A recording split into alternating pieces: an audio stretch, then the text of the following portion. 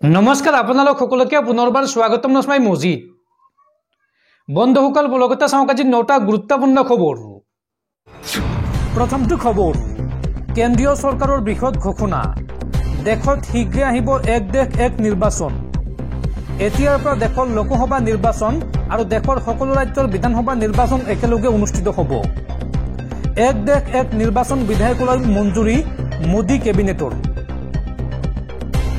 দেশত শীঘ্ৰে আহিব এক দেশ এক নিৰ্বাচন এক দেশ এক নিৰ্বাচনত মোদী কেবিনেটৰ মঞ্জুৰি একেলগে অনুষ্ঠিত হ'ব বিধানসভা আৰু লোকসভা নিৰ্বাচন আৰু এইবাৰৰ শীতকালীন অধিৱেশনত সদনত উত্থাপন হ'ব পাৰে এই বিধেয়ক আৰু এই বিধেয়ক আইনত পৰিণত হ'লেই একেলগে দেশত অনুষ্ঠিত হ'ব সকলো ৰাজ্যৰ বিধানসভা আৰু লোকসভা নিৰ্বাচন অসমৰ মুখ্যমন্ত্ৰী ডক্টৰ হিমন্ত বিশ্ব শৰ্মাই সমৰ্থন জনাইছে এক দেশ এক নিৰ্বাচনৰ এক দেশ এক নিৰ্বাচনৰ ফলত হ্ৰাস হ'ব নিৰ্বাচনী ব্যয় অৱশ্য বিৰোধীৰ কেইবাটাও দলে বিৰোধিতা কৰিছে এক দেশ এক নিৰ্বাচনত পৰৱৰ্তী খবৰ গুৱাহাটী মহানগৰীৰ চানমাৰী উৰণ সেতুত ৰাজ্য কঁপাই যোৱা ভয়ংকৰ ঘটনা হাত ভৰি বান্ধি উৰণ সেতুৰ পৰা তলত পেলাই দিলে এগৰাকী যুৱকক ঘটনা সন্দৰ্ভত 6জনক আটক আৰক্ষীৰ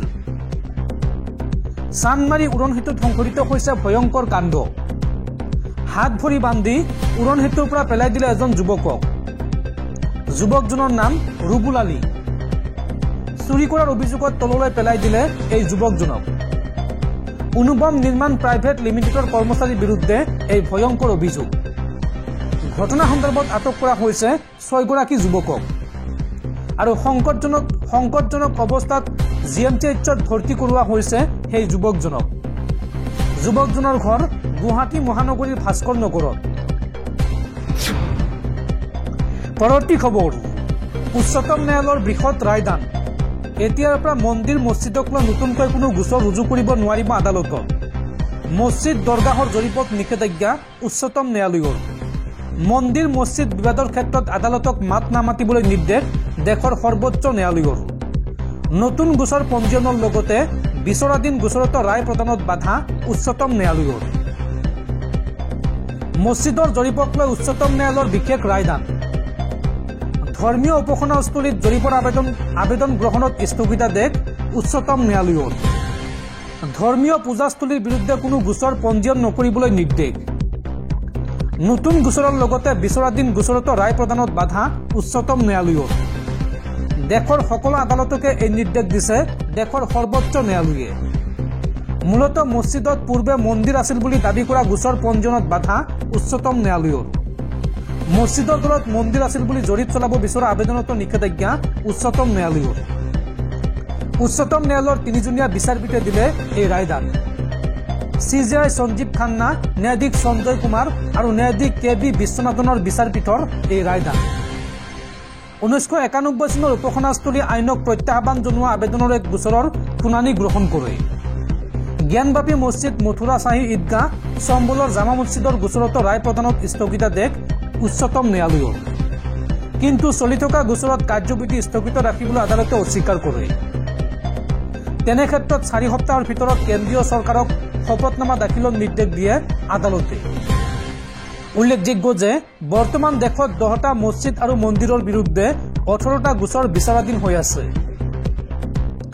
দৰ্শকসকল আৰু বহুতো গুৰুত্বপূৰ্ণ খবৰ আছে তাৰ আগতে আপোনাক জনাও যে যদি আপুনি এতিয়ালৈকে এইটো ভিডিঅ'ত লাইক কৰা নাই তেন্তে এতিয়াই ভিডিঅ'টোত লাইক কৰি দিয়ক আৰু এনেকুৱা ধৰণৰ ভিডিঅ'সমূহ নিতৌ চাবলৈ চেনেলটো ছাবস্ক্ৰাইব কৰি কাষত থকা বেল আইকনটো প্ৰেছ কৰি ৰাখক পৰৱৰ্তী খবৰ অসমৰ লগতে দেশৰ 4খন ৰাজ্যত ৰাষ্ট্ৰীয় অনুসন্ধানকাৰী সংস্থা চমুকৈ NIAৰ অভিযান গোৱালপাৰাত STFৰ সহযোগত চলা অভিযানত NIAৰ জালত পৰিছে দুগৰাকী যুৱক সন্ত্ৰাসবাদী সংগঠন জৈশ ই মহম্মদৰ বিৰুদ্ধে অসমৰ লগতে দেশৰ 4খন ৰাজ্যত NIAৰ অভিযান গোৱালপাৰা টুকুৰা অঞ্চলত আটক কৰা হৈছে শাহানুৰ আলম আৰু জয়নাল আবদিন নামৰ 2 যুৱকক জৈশ ই মহম্মদ সন্ত্ৰাসবাদী সংগঠনৰ সৈতে দুয়ো জড়িত থকাৰ সন্দেহত আটক কৰিছে NIA পৰৱৰ্তী খবৰ অনুপ্ৰৱেশকাৰী তথা অবৈধ বাংলাদেশীক লৈ পুনৰ ডাঙৰ মন্তব্য ৰাজ্যৰ মুখ্যমন্ত্ৰী হিমন্ত বিশ্ব শৰ্মাৰ হিমন্ত বিশ্ব শৰ্মাই এই সন্দৰ্ভত কয় যে পশ্চিমবংগত বন্ধ নোহোৱা বাবেই দেশত বাঢ়িছে অনুপ্ৰৱেশ, যাৰ বাবে আমি সিদ্ধান্ত লৈছো NRC নহলে আধাৰ কাৰ্ড নিদিওঁ। আৰু এই সন্দৰ্ভত পশ্চিমবংগই সহযোগ নকৰিলে সমগ্ৰ দেশত অনুপ্ৰৱেশ বাঢ়িব। এই মন্তব্য হিমন্ত বিশ্ব শৰ্মাৰ। পৰৱৰ্তী খবৰ, ছত্তীশগড়ত পুনৰ সেনা আৰু মাওবাদীৰ মাজত ভয়ংকৰ গুলিয়াগুলি। ছত্তীশগড়ৰ বনাঞ্চলত চলিল প্ৰায় 7 ঘণ্টা ধৰি গুলিয়াগুলি আৰু এই সময়ছোৱাত সেনাৰ গুলীত মৃত্যু হৈছে 7টাকৈ দুৰ্ধৰ্ষ মাওবাদী সদস্যৰ। বৃহস্পতিবাৰে ছত্তীশগড়ৰ নাৰায়ণপুৰ জিলাত মাওবাদী আৰু সেনাৰ মাজত তুমুল সংঘৰ্ষৰ সৃষ্টি হয়। দুই পক্ষৰ মাজত প্ৰায় 7 ঘণ্টা ধৰি গুলিয়াগুলি চলে। এই সংঘৰ্ষত সেনাৰ গুলীত 7জন মাওবাদী সদস্যৰ মৃত্যু হয়।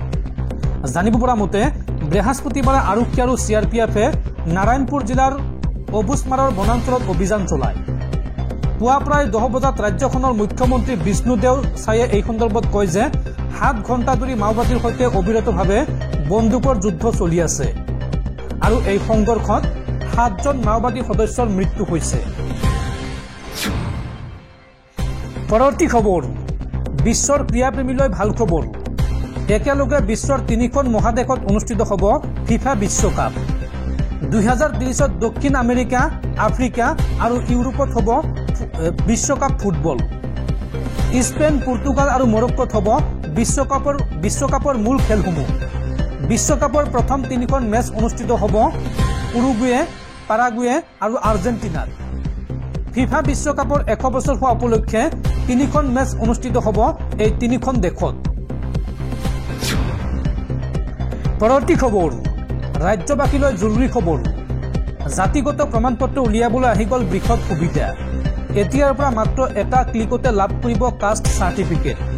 কিদৰে লাভ কৰিব এই প্ৰমাণপত্ৰ চাওঁ আহক। জাতিগত প্ৰমাণপত্ৰ উলিয়াবলৈ আৰু চিন্তা নাই। মুহূৰ্তৰ ভিতৰতে আপুনি উলিয়াব পাৰিব এই প্ৰমাণপত্ৰ। মাত্ৰ এটা বুটামৰ ক্লিকতে আপুনি লাভ কৰিব এই প্ৰমাণপত্ৰ। ইয়াৰ বাবে অনলাইনত আপুনি কৰিব লাগিব আবেদন। আবেদন কৰাৰ সময়সীমাৰ ভিতৰত যদিহে এই প্ৰমাণপত্ৰ নাপায় তেন্তে আপুনি দিব পাৰিব অভিযোগ। আৰু আপোনাৰ আবেদন সময়ত নিষ্পত্তি নহ'লে সংশ্লিষ্ট বিষয়াই ভৰিব লাগিব জৰিমনা। আবেদন কৰা নিৰ্ধাৰিত সময়ত লাভ কৰিব এই প্ৰমাণপত্ৰ। ইয়াৰ বাবে অসম চৰকাৰৰ সেৱা সেতু পৰ্টেলত আপুনি কৰিব লাগিব আবেদন। সেৱাসেতু assam.gov.in এই ৱেবছাইটত আপুনি কৰিব লাগিব আবেদন। ইয়াৰ পিছতে আপুনি লাভ কৰিব জাতিগত প্ৰমাণপত্ৰ। কিন্তু আবেদনৰ সময়ত আপুনি গাঁঠি দিব লাগিব কেইবাবিধ নথি। কি নথিপত্ৰ লাগিব চাওঁ আহক। বাসিন্দাৰ প্ৰমাণপত্ৰ, NRCৰ প্ৰমাণপত্ৰ, আধাৰ কাৰ্ড আৰু পান কাৰ্ড এইসমূহ নথিপত্ৰ লাগিব জাতিগত প্ৰমাণপত্ৰ লাভ কৰিবলৈ হ'লে। পৰৱৰ্তী খবৰ, গুৱাহাটী ৰেল ষ্টেচনৰ পিছত এইবাৰ গুৱাহাটী বিশ্ববিদ্যালয়ত বোমাতংক। গুৱাহাটী বিশ্ববিদ্যালয়ত বোমা থকাৰ বাতৰি পাই আৰক্ষীয়ে ঘেৰি ধৰিছে বিশ্ববিদ্যালয়। বোমাৰ সন্ধানত আৰক্ষী আৰম্ভ কৰিছে ব্যাপক তালাচী। গুৱাহাটী বিশ্ববিদ্যালয়ৰ 87 RCC2, BKB, GUISTকে ধৰি প্ৰায় 7টা স্থানত বোমা থকাৰ সন্দেহ আৰু আৰক্ষীয়ে এই সন্দৰ্ভত চলাইছে ব্যাপক তালাচী অভিযান। পৰৱৰ্তী খবৰ, সমাগত দিল্লী বিধানসভা নিৰ্বাচন আৰু দিল্লীৰ বিধানসভা নিৰ্বাচনৰ পূৰ্বে দিল্লী চৰকাৰে লৈ আহিছে এক বৃহৎ আঁচনি। অসমৰ দৰে দিল্লীৰ মহিলাই প্ৰতিমাহে লাভ কৰিব 1000কৈ টকা আৰু নিৰ্বাচনত জিকিলে দুগুণলৈ বৃদ্ধি পাব এই ধনৰ পৰিমাণ। দিল্লীত বিধানসভা নিৰ্বাচনৰ দিন ঘোষণাৰ পূৰ্বে আম আদমি পাৰ্টিৰ আহ্বায়ক অৰবিন্দ কেজৰিৱালে আৰম্ভ কৰিছে এক নতুন আঁচনি। আজি এক অনুষ্ঠানত তেওঁ মহিলা সন্মান যোজনা উন্মোচন কৰে। ইয়াৰ মাজতে অৰবিন্দ কেজৰিৱালে কয় যে এতিয়া দিল্লীৰ প্ৰতিগৰাকী মহিলাই প্ৰতিমাহে 1000 টকাকৈ লাভ কৰিব। অৰবিন্দ কেজৰিৱালে লগতে কয় যে আমি প্ৰতিশ্ৰুতি দিছিলোঁ যে প্ৰতিগৰাকী মহিলাক 1000কৈ টকা দিয়া হ'ব আৰু আজি কেবিনেটে এই প্ৰস্তাৱ গৃহীত কৰিছে। আপৰ আহ্বায়ক অৰবিন্দ কেজৰিৱালে হাজাৰ হাজাৰ মহিলাৰ উপস্থিতিত লগতে কয় যে এই আঁচনিৰ সুবিধা লাভ কৰিবলৈ মহিলাসকলে পঞ্জীয়ন কৰিব লাগিব। যিসকল মহিলাই পঞ্জীয়ন কৰিব তেওঁলোকৰ বেংক একাউণ্টত প্ৰতিমাহে হাজাৰ হাজাৰ টকা আহিবলৈ আৰম্ভ কৰিব। কেৱল ইমানেই নহয়, আগন্তুক বিধানসভা নিৰ্বাচনত জয়ী হ'লে দুগুণলৈ এই ধনৰ পৰিমাণ বৃদ্ধি পাব বুলিও সদৰি কৰে অৰবিন্দ কেজৰিৱালে। অৰবিন্দ কেজৰিৱালে লগতে কয় যে এতিয়া 1,000কৈ টকা পাব আৰু নিৰ্বাচনত জয়ী হ'লে 2,100কৈ টকা পাব প্ৰতিগৰাকী মহিলাই।